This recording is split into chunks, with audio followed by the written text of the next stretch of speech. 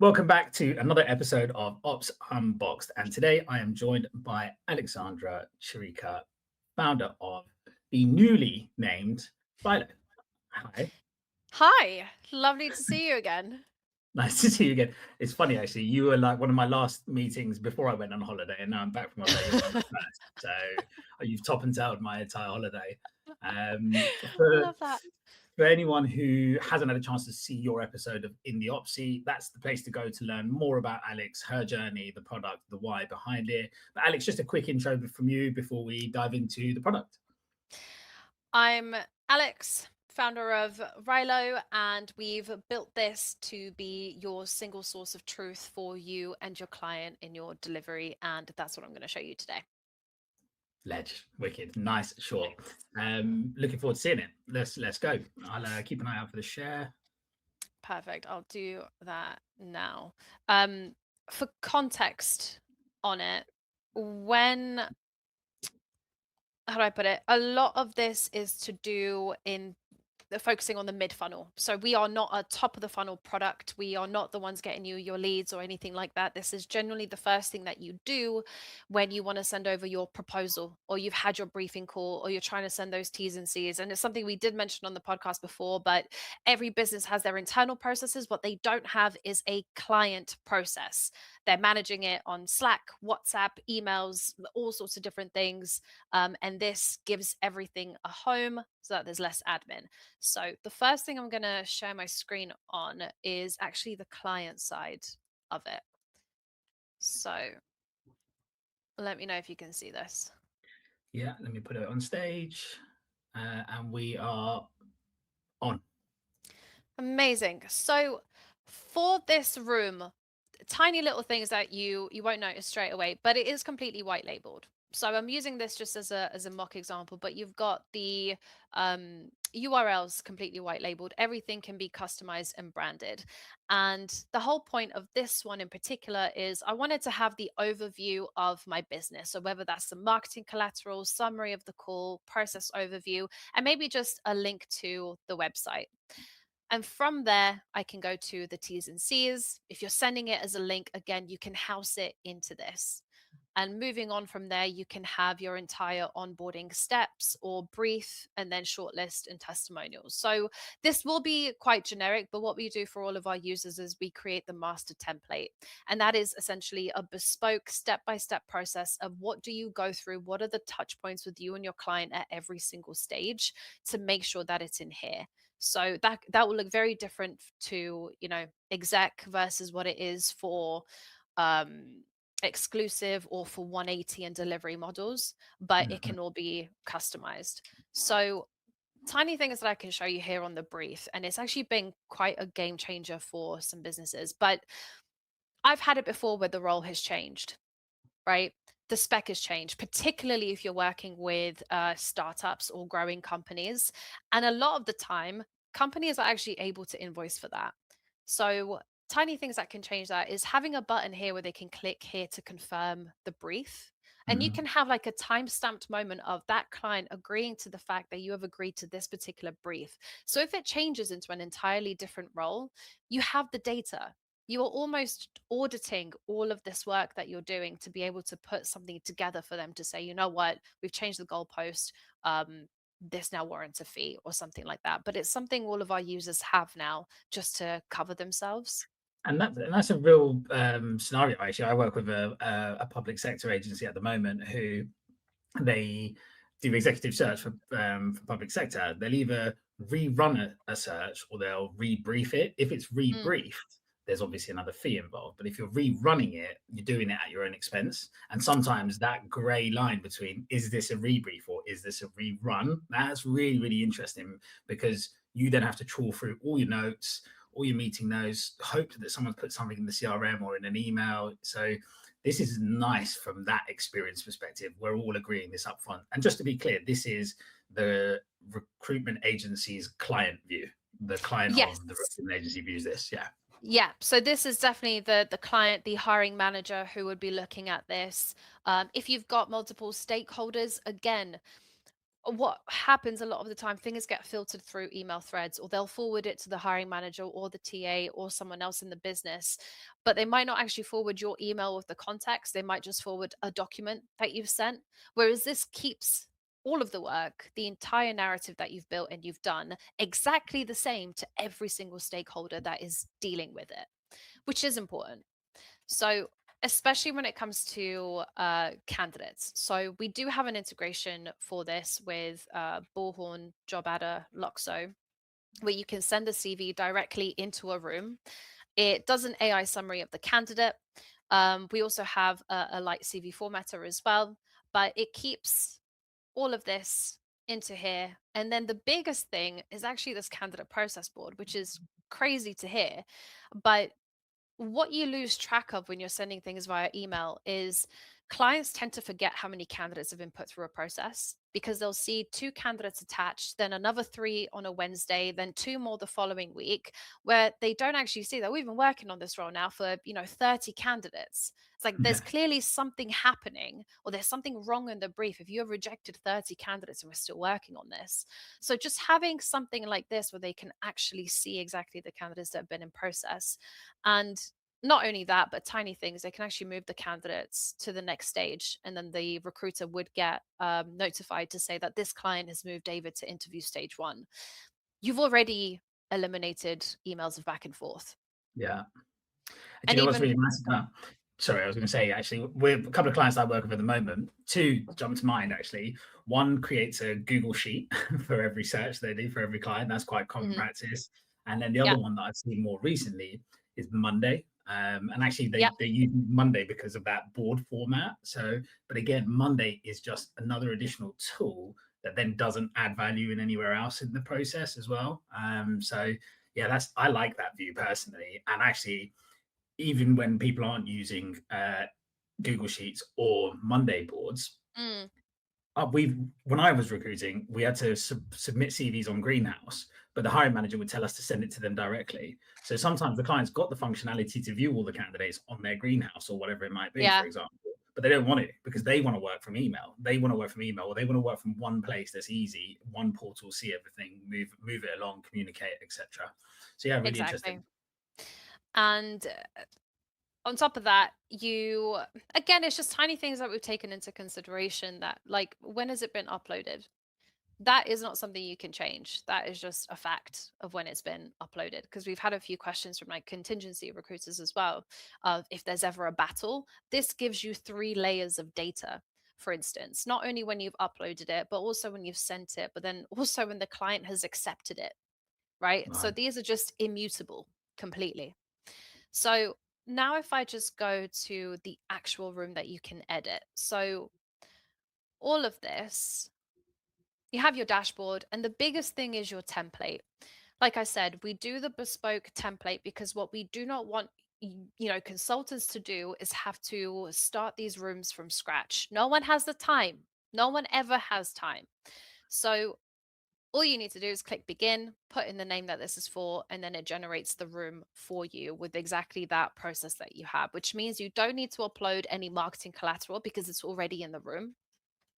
It just means that you can focus on things like the summary call, which is personalized, or maybe, definitely the name of the person, but then also the shortlist, right? So Mm. it's being able to create these rooms very, very quickly, and it gives the consultant just one place to go rather than catching up with them on WhatsApp or on email, or having to download the CV from their CRM, uploading it into an email as well, or Slack, because some people use Slack, or some Yeah. people put it in Notion. Like, there's just a much clearer process. And I want to mention the permission settings on this, because a big thing for us is we do not want to make clients do more work. And I'm talking about, recruiters' clients. People do not need to create another account. They do not need to create a password. You can just send the link, for instance. Yeah. And everything is mobile optimized. If there's anything that we've seen through our own analytics, is that everyone is clicking on these links on their phone. So the biggest work that we've done is making sure that everything can be viewed very cleanly on mobile, and they Mhm. can navigate it very easily on mobile. So With sharing, the only thing we usually say is if you want to see who the activity belongs to in analytics, then that's when you would ask for name to access. Or if you want to find out if this room has been passed to anyone within the business, you want to ask for a name, because then you can actually identify who the other stakeholders are within the business that have a say in this particular hire. Yeah. And now, if I just go to analytics, you get email notifications for big things that happen that we definitely think you should know about, like when they've entered the room, if they've left a comment, if they've sent interview availability. And then that will take you to this, where you can just see the full activity timeline of what they've engaged with and what they've looked at. So, particularly useful, again, clicked here to confirm brief. That's time stamped. If they've actually looked at a CV, most people, look, this one hasn't actually been looked at. That's useful to know if Yeah. they have done anything on this. And let's say you've sent your 2 CVs and then 3 days go past. In an email, you won't know what's happening with that. But in this, you'll be able to see if they've come back in and again over those 3 days. So when you're following up, you've actually got that peace of mind. I was like, I know you've been looking at this. I'm not going to be stressed or feel, you are going to have a sense of urgency, but you are doing that with knowledge and saying, like, hey, I saw you were reading John's CV. What did you think of that one? Do you want to book in an interview? Or you read Sally's CV more than the other. What do you think? Yeah. What do you think the client of the recruitment agency's feeling is towards that? I guess it's just getting to the point, right? I guess they don't feel like it doesn't feel intrusive, I guess, because you're both involved in this process to try and get an outcome of a successful hire. So we've only had positive feedback, to be honest, even from the client's client, Yeah. um, because they have less emails. And Mm, that has generally been the main thing. It's very easy for them to find. It's very easy for them to share with the relevant people. Like, rather than, imagine you're working with a head of talent and you send them all of this and they forward it to the hiring manager, the entire narrative is there. The whole work is there. They're able to get everything very cleanly. Like, sure, you can see the shortlist, but they can also have a look at the brief. And mm, usually there's a disconnect, sometimes, most of the time, between the head of talent and what the hiring manager needs, because that hiring manager might have a specific specialism, right? Let's take it to what I mhm. did in anti-financial crime, and I was an anti-financial crime, consultant. So I could speak his language or her language, whereas the TA would sometimes filter out really relevant information that would make all the difference. So in doing it this way, I know that the hiring manager would also be speaking my language and would understand the context of all of this. No Yeah. information is getting filtered.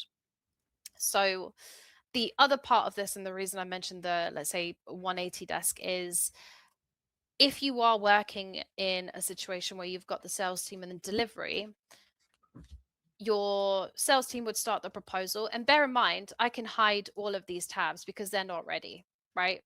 I just want them to read about the business and get those T's and C's signed. That's step number one. Mhm.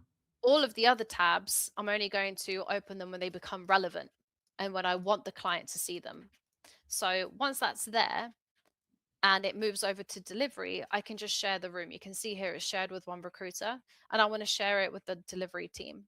So once I do, they'll also be able to make edits, they'll be able to upload CVs, but it just means that there's no friction now between the account manager and the delivery consultant, because feedback is in one place, right? Yeah. There's no disconnect in what happens at all, because the central point for your client is this room. And now it's the two relevant people getting the necessary info for it.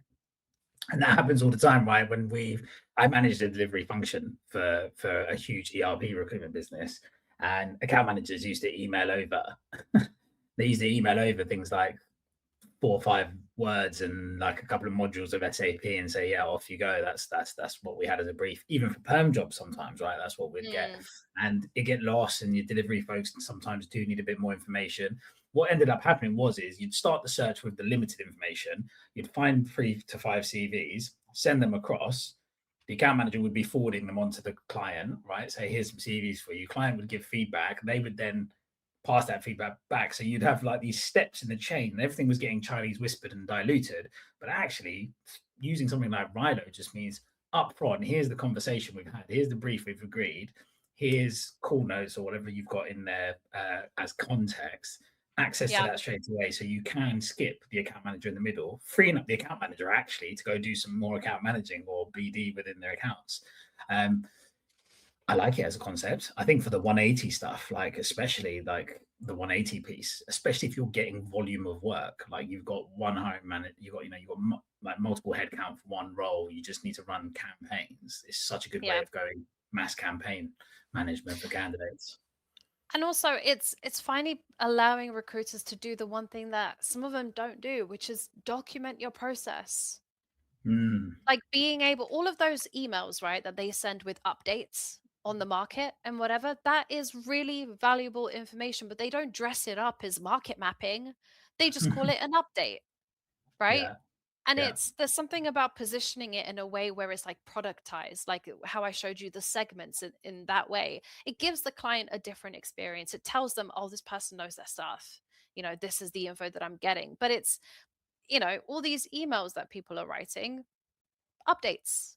And now you yeah, can document it and you can verify. And at the end, when you've completed your entire delivery, you've got a whole room as a testimonial that you can go and share with someone else after you remove all the sensitive info to say, yeah. this is how we approach it, this is how we deliver it, this is what we do. And the Um, data behind it as well, from like role brief sign off to placement, it like your time to fill is so documented, but not even yeah. that. The time between stages is documented as well. So Yeah. And this is something I want to show you because it's been really interesting for us to learn from our users. And I think I did briefly mention it to you, but it's about candidate prep. mhm. So our users were creating rooms for candidates and giving them all of the prep for their interview. And what's really interesting is they were going to ChatGPT, putting in the job spec and the CV, and then they would have these really cool like prep notes for the candidate. And because we realized that we're doing that, we just said, why don't we turn it into a template? So what we've done now is being able to upload your CV or even from your CRM along with the job spec. And then it curates this entire prep room for your candidates where it's got bespoke questions from a prep perspective for Emma, Oh, let's say, nice. role questions, closing questions, and then automatically pulls up all of the company links like HubSpot, reviews, recent news, and then also still tells you to book in your pre-interview call or post-interview call. So this is not in replacement of the calls, it's just something to assist with it. But what's been really interesting is people are using that data from candidate engagement to go back to the hiring manager and say, who do you think is most likely to accept this job, or who do you think is most engaged in this? And they've actually got data to say now. It's like, oh, they said they really want it. No, I can see that they are working really hard towards this because they're spending 15 minutes per day ahead of their interview. And you can also find the Mm, candidates that are going to bite you in the bum, yeah, because if someone's got an interview tomorrow morning and I know for a fact that they have not done their prep, they're yeah, wasting my time. There's something wrong there. It's a signal, yeah. you know? It's a signal. E- Even not going into a room is a signal. And the analytics we didn't spend too much time on, but all of those are signals of keeping Yeah. momentum up in the sale. The prep thing is such a big one. And I would say more agencies than not don't have specific note types even in their CRM for interview prep and feedback. They just don't do it enough. It's Mm, just which I think is crazy. Right? I think it should be baked into your process anyway. That's what good looks like at the end of the day. Um, Again, another real upside of Rylo there is like you're shortlisting people anyway via the room. So actually, as soon as they move to interview stage, just ping them that link. It's great for prepping. I love the fact that you can almost use this tool, platform, product as the landing page. It feels like a landing page, right, where you can just turn off pages. Are any of your clients, so when you toggled everything off and you just had the overview and what we do, yeah. so can you configure those tabs at the top? So could I just have something which is like work with us, and I can just start sending my Rylo room out to people to say, you're searching for this, this is how I work. And because I feel like that's a good BD tool. I feel like it's a great thing to send to people from a BD perspective. Absolutely. So I'm it's funny you say that because we do have people when they sign up, we kind of start with one use case first Hmm. because it can get quite overwhelming in terms of all of the possibilities that you can use this for. But some people use it to send their white papers if they want to get a report out, especially because you can just use it as like lead capture. So being Yeah, able to ask for name and email to actually access the room. But everything that you see in here can be configured. If I want to call this whatever, you absolutely can. So if I want to talk about I don't know, why us or put in videos, there's no limit to the amount of um content that you can put in here. It can host up to like terabytes. So we do have some users who put in their entire briefing calls into the rooms as well, just as yeah. a reference point that you can have in there. So yeah, you absolutely can do Man, that's me. I mean, selfishly, for my own business, I would love, like, in my head, I'm like, right, that this would be so cool to send to people to go, right, I know you've got these problems, these are your challenges. I would be the one, I'd be one of those people that'd be like, right, I'll pop in the video meeting from our original meeting. I'll then pop in all of our the summarized notes, and then it. my audit transcripts from the day of the audit, I'd have them in one tab. Then I'd have the audit report in another tab, and then you could just Yeah. leave it. And what other work are we going to do, right? And you just keep coming back to it, going, right, how are you getting on? It's such a good anchor for any commercial conversation, right? Absolutely. It was really funny. I had this happen because I obviously use it, right, for all of my proposals. But I had someone come into the room maybe like 3, 4 months after I sent them the proposal. I called them up immediately. I was like, "Are you looking for something? Is there something that I can help you with?" So imagine if you create a room for an account and then it's been, I don't know, 4 months and they go into the room. That is the hottest signal you can have that they're clearly looking for something and they're looking at you and Yeah, you know that. Either 100%. so yeah, I think the one thing that we are developing now is how we can utilize those signals more. Uh, Yeah.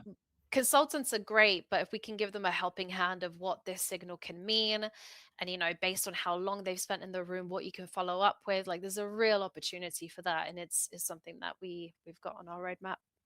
Nice.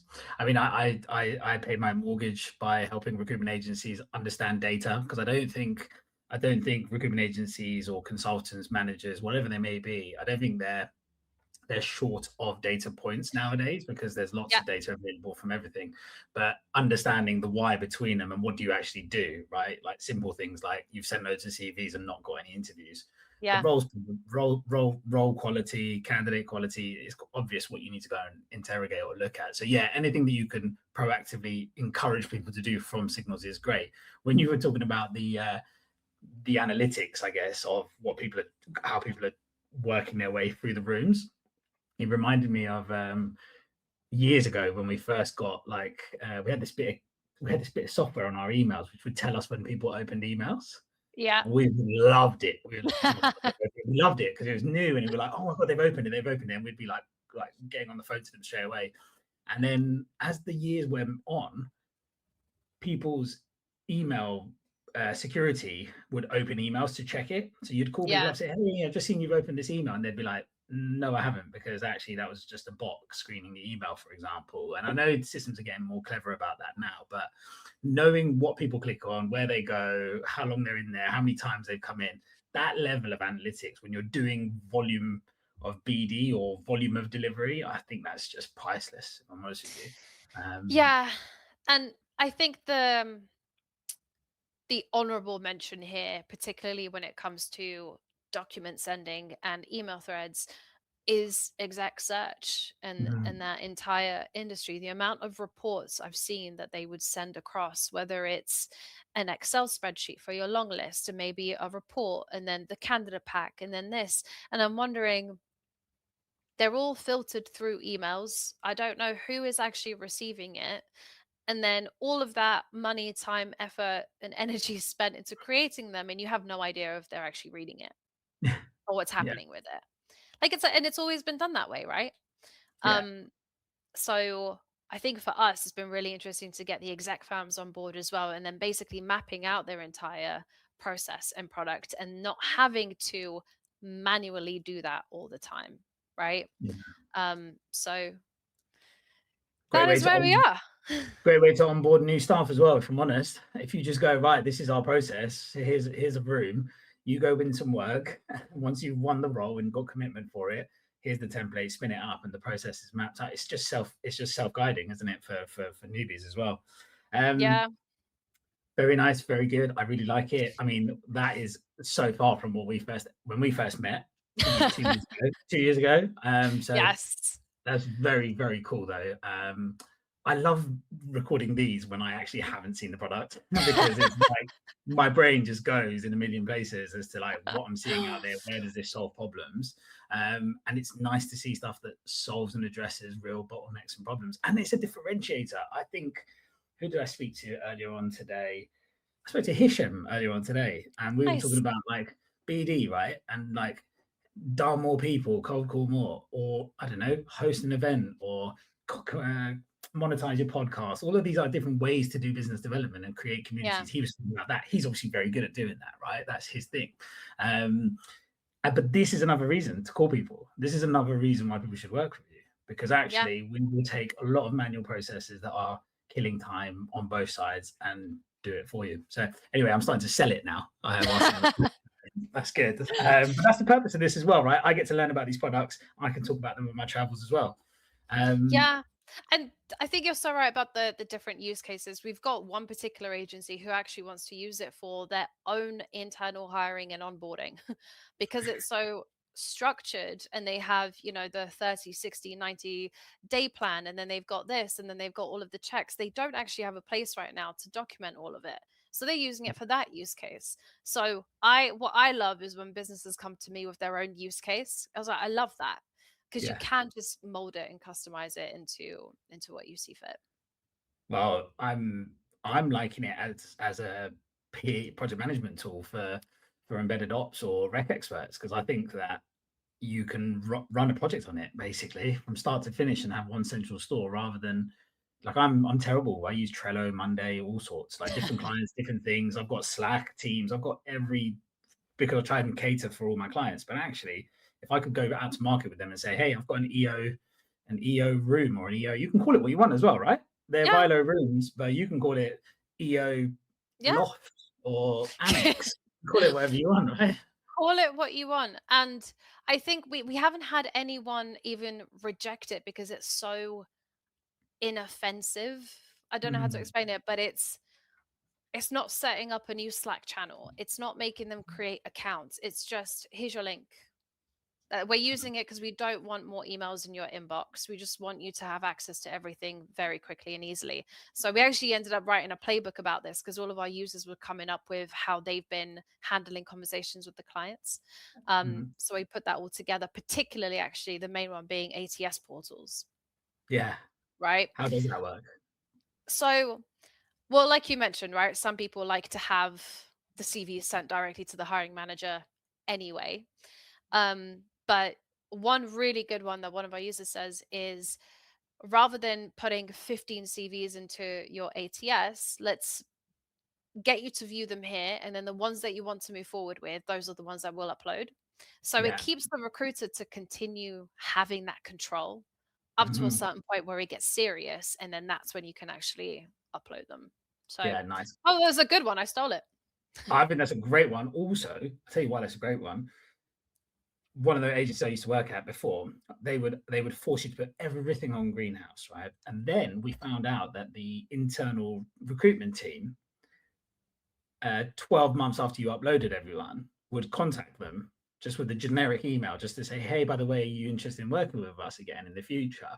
To try and like shift the ownership. So the ownership windows ended with the agency. So then they would reach out to them to try and have the ownership thereafter. It's like, Wow. that's like, and let's be honest, like, everyone thinks TA people are angels. They're not, right? Mm, Especially when they need to protect their jobs. So I guess it's another form of defense for recruitment yeah. agents specifically to say, okay, no problem. We'll put stuff on your ATS, but only when we know it's going to potentially turn to money and not our entire network of candidates. Like loading up 30 people is ridiculous. And what you just said, I think is such a strong selling point. Like to come in with that level of control onto a call is just so powerful. I think too many people like bend over backwards and they're happy to work on Slack and then we'll chase you on this and this and this. No, you shouldn't be. This is how we work and this is how we'll deliver it because our candidates are our secret sauce. I'm not just going to upload them to your foreign, I don't know, ATS. I love how you position that. Yeah. And for you to just do like whatever you want.